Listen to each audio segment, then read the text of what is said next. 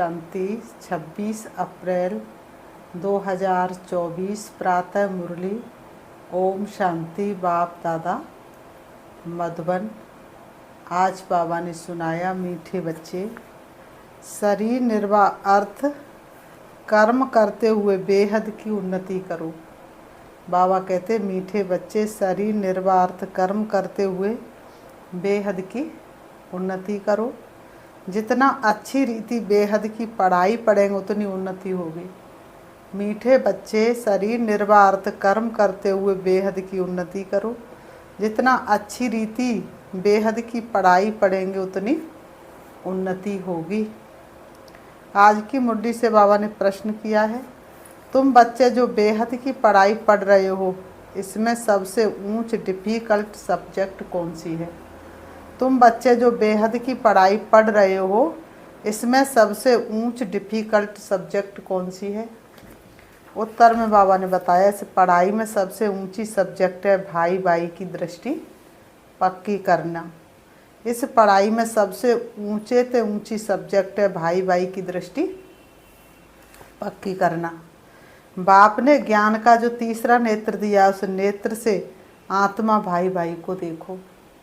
जरा भी आंखें धोखा ना दे। किसी भी देहधारी के नाम रूप में बुद्धि ना जाए। बुद्धि में जरा भी बेकारी छीछी संकल्प ना चले। ये है मेहनत। इस सब्जेक्ट में पास होने वाले विश्व का मालिक बन जाएंगे। बाबा कहते, इस सब्जेक्ट में पास होने वाले विश्व का मालिक बन जाएंगे। ओम शांति। बेहद का बाप बैठ बेहद के बच्चों को समझाते हैं। हर एक बात एक हद की होती, दूसरी बेहद की भी होती है। इतना समय तुम हद में थे, अब बेहद में हो। तुम्हारी पढ़ाई भी बेहद की है। बेहद की बादशाही के लिए पढ़ाई है। इससे बड़ी पढ़ाई कोई होती नहीं है। बाबा ने कहा, इससे बड़ी पढ़ाई कोई होती नहीं। कौन पढ़ाते हैं? बेहद का बाप भगवान। शरीर निर्वाह अर्थ भी सब कुछ करना है, फिर अपनी उन्नति के लिए भी कुछ करना होता है। बहुत लोग नौकरी करते भी उन्नति के लिए पढ़ते रहते हैं। बहुत लोग नौकरी भी करते रहेंगे और अपनी उन्नति के लिए पढ़ते भी रहेंगे। वहाँ है हद की उन्नति और यहाँ बेहद बाप के पास है बेहद की उन्नति। बाबा ने कहा, बाप कहते हद की और बेहद की दोनों उन्नति करो। बुद्धि से समझते हो हमको बेहद की सच्ची कमाई अब करनी है। बाबा ने कहा, तुम्हारी बुद्धि में समझ में आता है ना कि अब हमें बेहद की कमाई करनी है। यहाँ तो सब कुछ मिट्टी में मिल जाना है। मान मेरा कहना नहीं तो पछताएगा। और ये मिट्टी का खिलौना मिट्टी में ही मिल जाएगा। जितना जितना तुम बेहद की कमाई में जोर भरते जाएंगे तो हद के कमाई की बातें भूलती जाएंगी। सब समझ जाएंगे अब विनाश होना है। संपूर्णता को प्राप्त होते जाएंगे। सब समझ जाएंगे अब विनाश होना है। विनाश नज़दीक आएगा तो भगवान को भी ढूंढेंगे। बाबा ने कहा, विनाश जैसे जैसे नज़दीक आएगा, हाहाकार मचेगी तो दुनिया वाले भगवान को ढूंढेंगे। विनाश होता है तो ज़रूर स्थापना करने वाला भी होगा। दुनिया तो कुछ भी नहीं जानती। तुम प्रजापिता ब्रह्मा कुमार कुमारियाँ भी नंबरवार पुरुषार्थ अनुसार पढ़ाई पढ़ रहे हो। हॉस्टल में वह स्टूडेंट रहते जो पढ़ते हैं, परंतु ये हॉस्टल तो न्यारी है। इस हॉस्टल में तो कई ऐसे ही रहते हैं जो शुरू में चले आए वह रह गए, ऐसे ही आ गए, वैरायटी आ गए। बाबा ने कहा, ऐसे ही आ गए, वैरायटी आ गए, ऐसे नहीं सब अच्छे आए। बाबा ने कहा, 4 से भाई बहन आए थे, ऐसे नहीं कि सभी अच्छे ही आए थे। बाबा ने कहा, कोई तो भावना से ही आ गए थे और कोई वास्तव में त्याग भावना से आए थे। तो बाबा ने कहा, छोटे छोटे बच्चे भी तुम ले आए, तुम बच्चों को भी संभालते थे, फिर उनमें कितने चले गए। बाबा कहते बगीचे में फूल भी देखो, पंछी भी देखो कैसे टिकलू टिकलू करते हैं।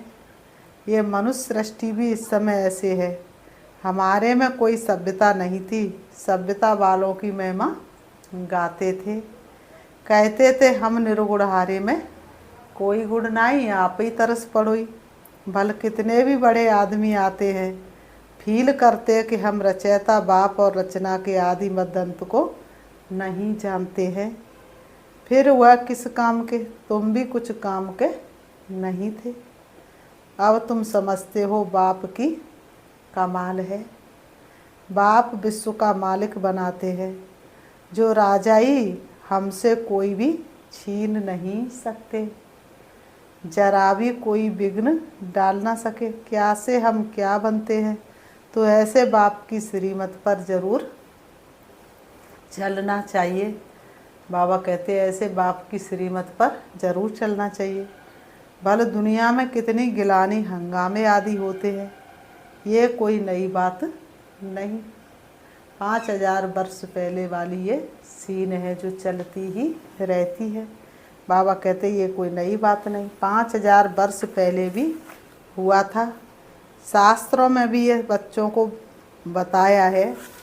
बाबा ने कहा शास्त्रों में भी है, बच्चों को बताया है। ये जो बाबा ने कहा ये जो भक्ति मार्ग के शास्त्र हुए, फिर भक्ति मार्ग में पढ़ेंगे। इस समय तुम ज्ञान से सुखधाम जाते हो। बाबा ने कहा इस समय तुम ज्ञान से कहाँ जाते हो, सुखधाम जाते हो। उसके लिए पूरा पुरुषार्थ करना चाहिए। हम फर्स्ट नंबर में आए। जितना अब पुरुषार्थ करेंगे उतना कल्प कल्प होगा।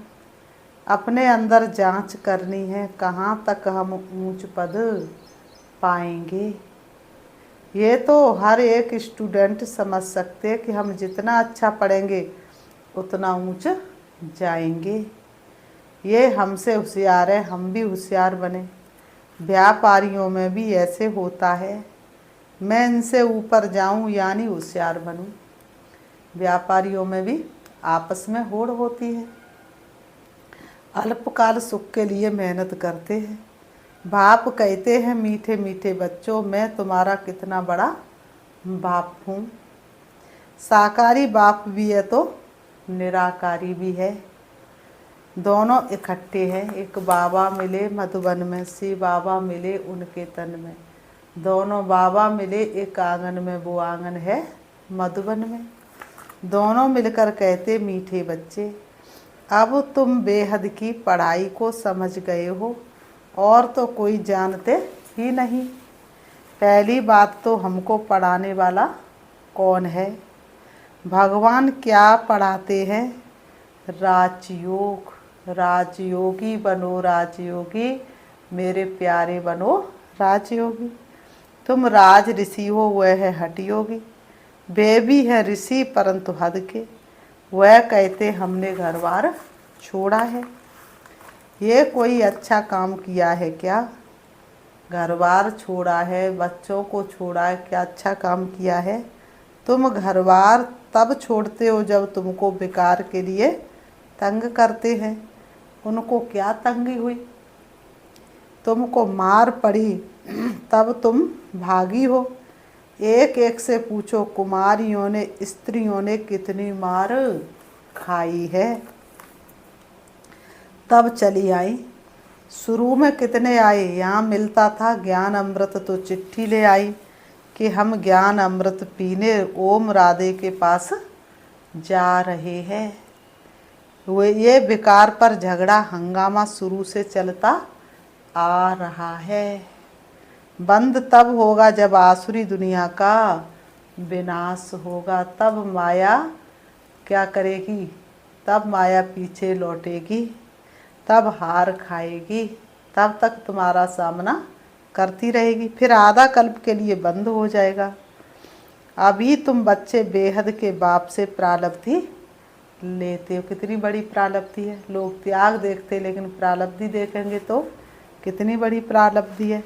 बेहद का बाप सबको बेहद की प्रालब्धि देते हैं। हद का बाप हद की प्रारब्धि देते हैं, वह भी सिर्फ बच्चे को ही वर्षा मिलता है। यहाँ बाप कहते तुम बच्ची हो या बच्चा, दोनों वर्षे के हकदार हैं। उस लौकिक बाप के पास भेद रहता है, सिर्फ बच्चे को वारिस बनाते हैं। लौकिक बाप के पास सिर्फ बच्चे को प्रॉपर्टी का मालिक बनाएंगे, बच्ची को तो पराए घर भेज देंगे, फिर उसके लिए कोई अधिकार नहीं होता है। स्त्री को हाफ पार्टनर कहते हैं, परंतु उनको भी हिस्सा देते नहीं हैं। बच्चा ही संभाल लेते हैं, बाप का बच्चों में मोह रहता है। ये बाप तो कायदे अनुसार सभी बच्चों आत्माओं को वर्षा देते हैं। यहाँ बच्चे व बच्ची के भेद का मालूम ही नहीं है। तुम कितने सुख का वर्षा बेहद के बाप से लेते हो, फिर भी पूरा पढ़ते नहीं, पढ़ाई को छोड़ देते हैं। बच्चियाँ लिखती हैं, बाबा फलाने ने ब्लड से लिख कर दिया, अब नहीं आता है। मिलट से भी लिखते हैं, बाबा आप प्यार करो व ठुकराओ, हम आपको कभी नहीं छोड़ेंगे, परंतु परवरिश हो लेकर फिर भी चले जाते।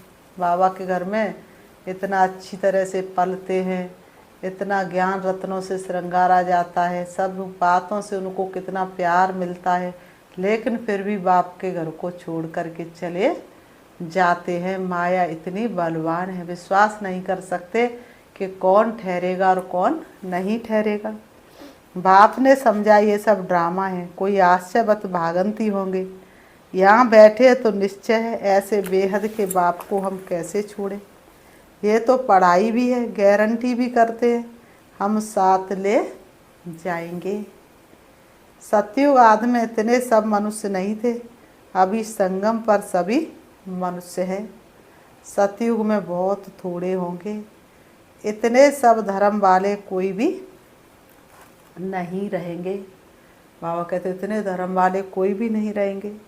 उसकी सारी तैयारियां हो रही हैं, ये शरीर छोड़ शांति धाम चले जाएंगे। हिसाब किताब चुकतू कर जहाँ से आए हैं पाठ बजाने, वहाँ चले जाएंगे। वह तो होता है 2 घंटे का नाटक, ये है बेहद का नाटक। तुम जानते हो हम उस घर के रहवासी हैं और है भी एक बाप के बच्चे। उस घर के रहवासी है और हम है भी एक बाप के बच्चे। बाबा ने कहा रहने का स्थान है परम धाम, निर्वाण धाम, वाणी से परे, वहाँ आवाज होता नहीं। मनुष्य समझते ब्रह्म में लीन हो जाते। बाबा कहते आत्मा अविनाशी, उनका कभी विनाश हो ना सके। कितनी जीव आत्माएं हैं, अविनाशी आत्मा जीव आत्मा पार्ट बजाती हैं। सब आत्माएं ड्रामा के एक्टर्स हैं। रहने का स्थान ब्रह्मांड व घर है। आत्मा अंडे मिसल दिखाई पड़ती हैं, वहाँ ब्रह्मांड में उनके रहने का स्थान है। हर एक बात को अच्छी रीति समझना है। नहीं समझते तो आगे चलकर आप ही समझ जाएंगे। अगर सुनते ही रहेंगे तो छोड़ देंगे तो फिर कुछ भी समझ नहीं सकेंगे। तुम बच्चे जानते ये पुरानी दुनिया ख़त्म हो गई हो, नई दुनिया स्थापन होती है। बाप कहते कल तुम विश्व के मालिक थे, अब फिर तुम विश्व के मालिक बनने आए हो। गीत भी है ना, बाबा हमको ऐसा मालिक बनाते हैं जो कोई हमसे छीन ना सके। आकाश जमीन आदि पर हमारा कब्जा अधिकार रहता है।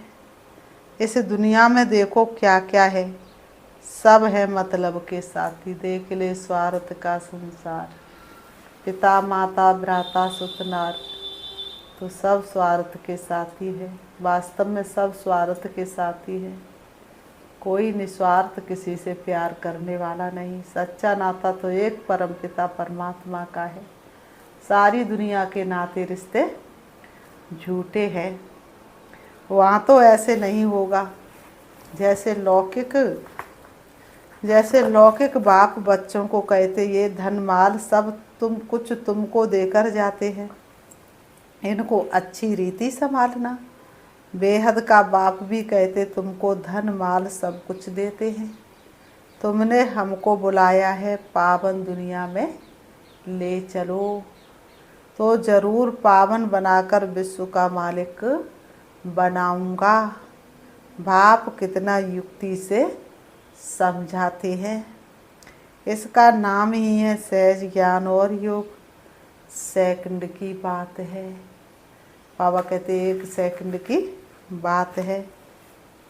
सेकंड में मुक्ति, जीवन मुक्ति। तुम अब कितना दूरादेशी बुद्धि हो गए हो। बाबा कहते तुम बच्चे अब कितना दूरादेशी बुद्धि हो गए हो। यही चिंतन होता रहे कि हम बेहद के बाप द्वारा पढ़ रहे हैं, बेहद का बाप हमको पढ़ा रहे हैं। हम अपने लिए राज स्थापन कर रहे हैं, तो उसमें हम ऊंच पद क्यों ना पाएं, कम क्यों पाएं। राजधानी स्थापन होती है, उसमें भी मर्तबे होंगे ना। यहाँ पर भी तो मर्तबे होते हैं ना। किसी का मर्तबा कौन किस कैसा, किसी का कैसा है। ऐसे ही बाबा ने कहा सतयुग में मर्तबे होंगे, भले ही दुख नहीं होगा लेकिन मर्तबे तो होंगे ना। दास दासियाँ ढेर होंगे, वह भी बहुत सुख पाते हैं, साथ में महलों में रहेंगे, बच्चों आदि को संभालते होंगे, कितना सुखी होंगे। सिर्फ नाम है दास दासी। जो राजा रानी खाते वही दास दासियाँ भी खाते हैं। प्रजा को तो नहीं मिलता है, दास दासियों का भी बहुत मान है, परंतु उनमें भी नंबरवार हैं। तुम बच्चे सारे विश्व के मालिक बनते हो। दास दासियाँ तो यहाँ भी राजाओं के पास होती हैं। प्रिंसेस की जब सभा लगती है, आपस में मिलते तो फुल श्रृंगार किए हुए ताज आदि सहित होते हैं। फिर उनमें भी नंबरवार बड़ी शोभनिक सभा लगती है। उसमें रानियां नहीं बैठती हैं, वह पर्दे में रहती हैं। ये सब बातें बाप समझाते हैं। उनको तुम प्राणदाता भी कहते हो, जिया दान देने वाला। हे प्राणों के प्राण के तेरे हम पर बड़े एहसान कि तूने प्रभु से मिला दिया।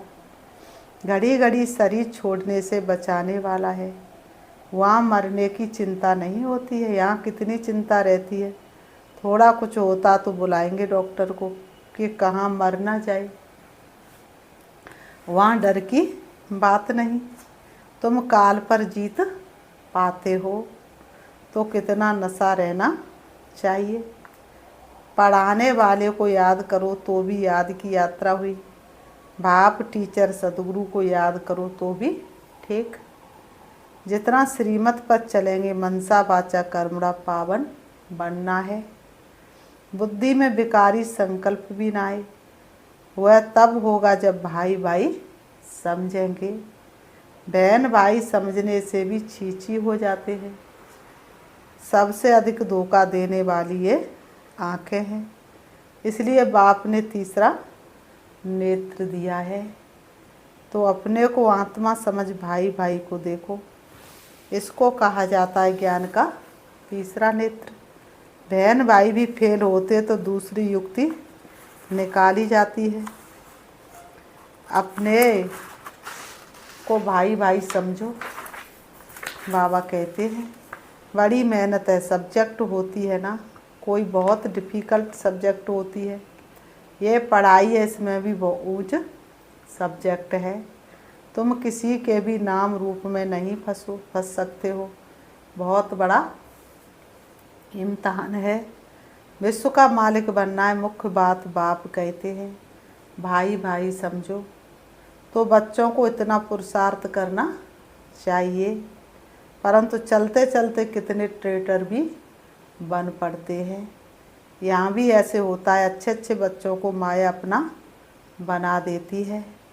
तब बाप कहते मुझे फारकती भी दे देते हैं, डाइवोर्स भी देते हैं। फारकती बच्चे और बाप की होती है और डाइवोर्स स्त्री और पति का होता है। बाप कहते हमको दोनों मिलते हैं। अच्छी अच्छी बच्चियां भी डाइवोर्स दे जाकर रावण की बन जाती हैं। वंडरफुल खेल है ना, माया क्या नहीं कर देती है। बाप कहते माया बड़ी कड़ी है। गाय ने गज को गिराने खाया। बहुत गफलत कर बैठते हैं, बाप से बेअदबी करते हैं तो माया कच्चा खा लेती है। माया ऐसी है जो कोई कोई को एकदम पकड़ लेती है। अच्छा, बच्चों को कितना सुनाएं कितना सुनाऊं।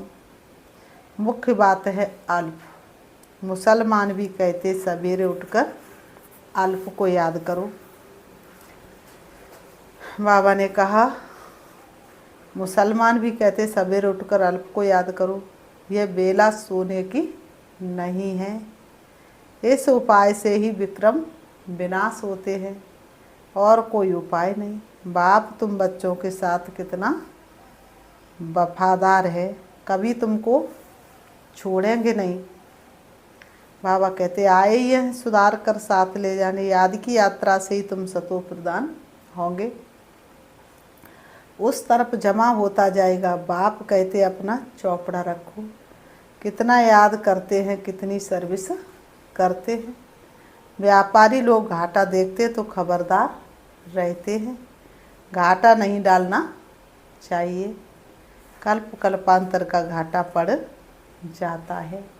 फिर बाबा कहते अच्छा, मीठे मीठे सिकीलते बच्चों प्रति माता पिता बाप दादा का याद प्यार और गुड मॉर्निंग। रूहानी बाप की रूहानी बच्चों को नमस्ते। हम रूहानी बच्चों की रूहानी बाप दादा को याद प्यार और नमस्ते नमस्ते नमस्ते। धारणा के लिए मुख्य सार नंबर 1, मनसा वाचा कर्मणा पावन बनना है। बाबा ने कहा मनसा वाचा कर्मणा पावन बनना है। बुद्धि में विकारी संकल्प भी ना आए, इसके लिए आत्मा भाई भाई हूँ ये अभ्यास करना है।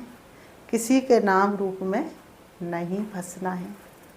नंबर 2, जैसे बाप हर वफादार है, बच्चों को सुधार कर साथ ले जाते हैं, ऐसे वफादार रहना है। कभी भी फारकती या डाइवोर्स नहीं देना है। आज की मुरली से बाबा ने वरदान दिया, सदा हल्के बन बाप के नैनों में समाने वाले सहज योगी भाव।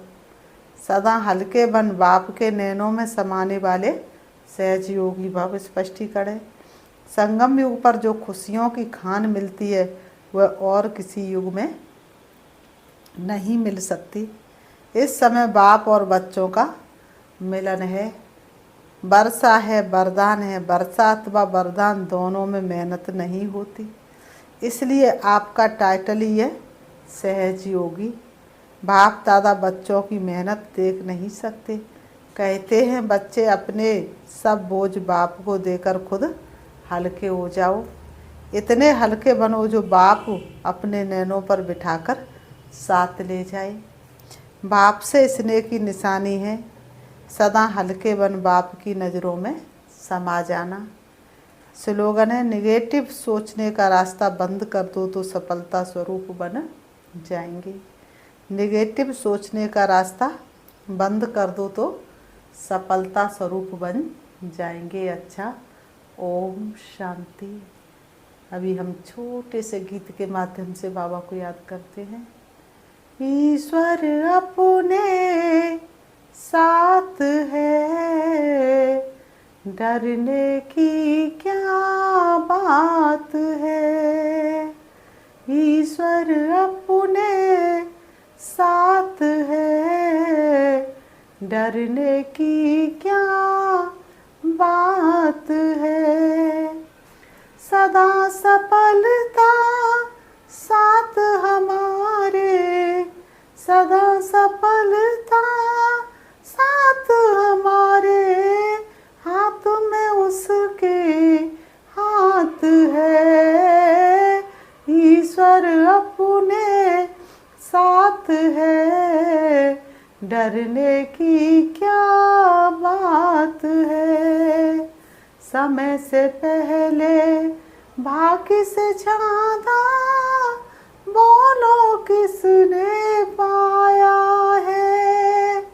तेरा था जो तुझे मिला है, कोई तो छीन न पाया है। सामने वो दिन रात है, प्यार की बरसात है।